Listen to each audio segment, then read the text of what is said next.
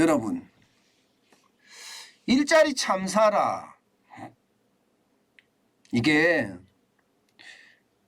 8월 달에 미국에서 일어났습니다. 지금까지 미국은 고용이 좋다 해왔습니다.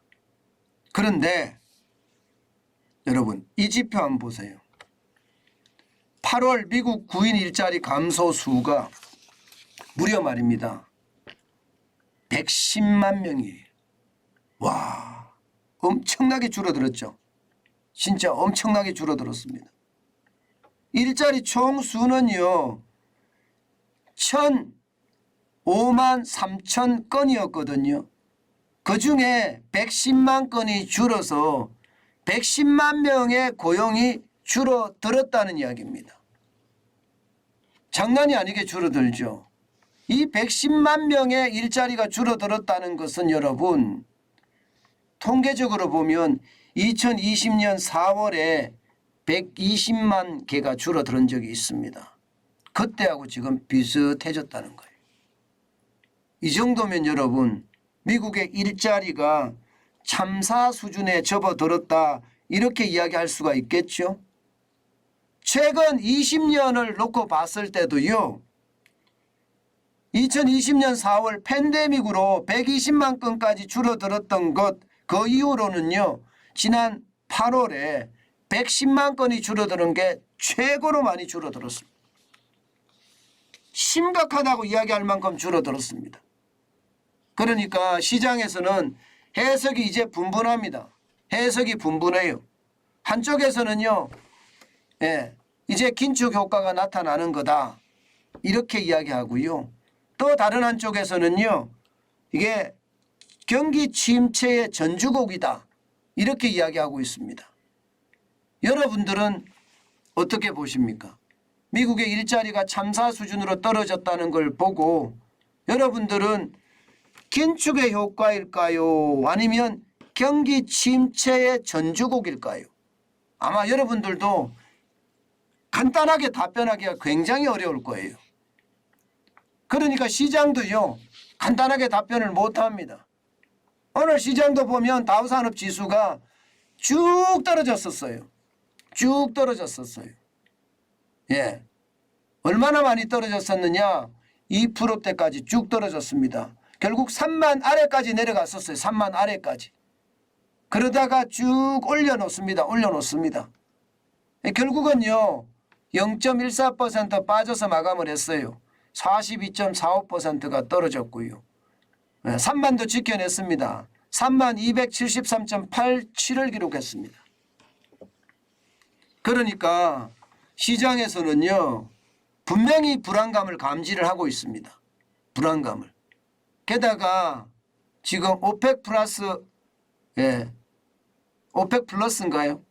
석유 수출국 기구 말입니다. 여기에서 하루 200만 배럴씩, 그것도 11월부터 감산을 하겠다, 이런 얘기까지 또 나왔잖아요. 그죠?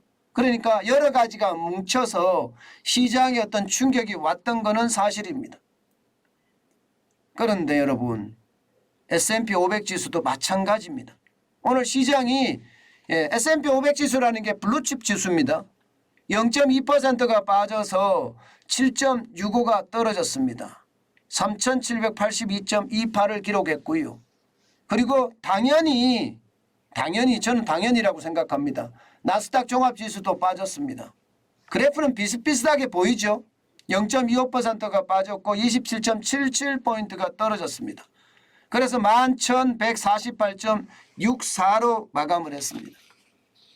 결국 말입니다. 시장의 어떤 침체 신호 지금 왔다고 볼 수 있나요? 아니면 긴축 효과가 나타났다고 볼 수 있나요? 뭐 이 말이 똑같은 말이다 이렇게 이야기할 수 있지만 이게 다를 수가 있거든요. 긴축 효과가 나타나서 일자리가 줄어들었다, 이 말은 연착륙이라는 어떤 경제가 완만하게 떨어지는, 그러면서 안정을 찾아가는 그런 모습이라고 한다면, 경기 침체의 전주곡이다 이 말은요 결국은 경착륙에 대한 이야기거든요. 경착륙에 대한 이야기. 쉽게 말하면 경기가 급전직하로 뚝 떨어지는 거 말입니다. 그런데 시장은 급전직하로 떨어질 거라고 예상하는 것도 있지만 연착륙이 될 수 있을 거라는 것도 있다. 왜냐하면 미국의 금리를 이렇게 되면 한꺼번에 못 올릴 거다 이렇게 생각하는 거예요. 지금 현재까지는 11월 2일 날 미국이 금리를 올릴 때 자이언트 스텝이라고 이야기하는 0.75%를 올릴 거다 이렇게 예상을 하고 있잖아요. 그런데 이게 일자리가 이만큼 쭉 떨어지니까 금리 제대로 못 올리겠네 이렇게 생각할 수밖에 없는 거고요. 그 상황을 지금 시장에서는 받아들였다는 뜻이에요. 경기 침체보다는요.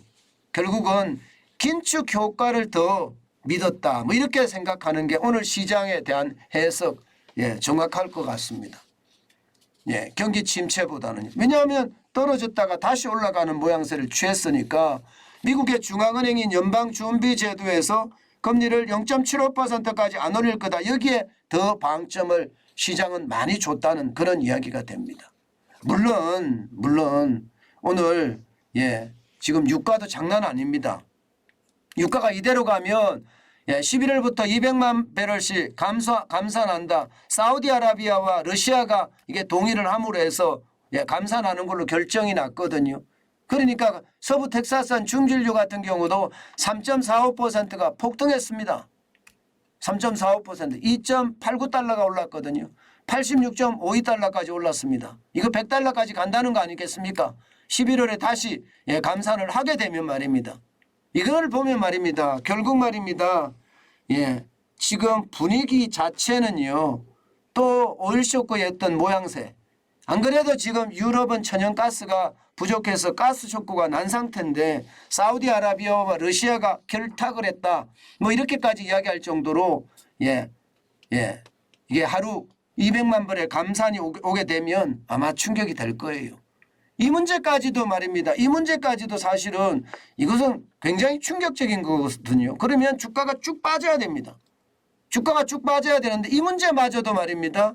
시장에서는 미국이 기준금리를 폭등시키는 기준금리를 0.75% 올리는 다시 말해서 고강도 긴축 정책에서 좀 완화할 거다. 이런 게 시장에서는 작동이 됐다.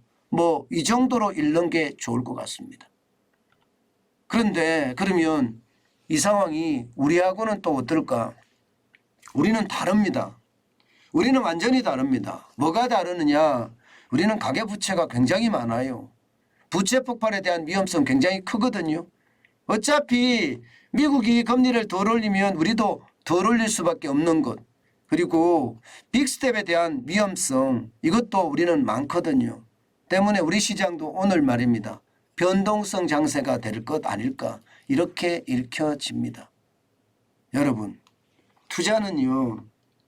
지금 분노의 매수를 할 수 있는 그런 시간은 아니라고 생각을 합니다.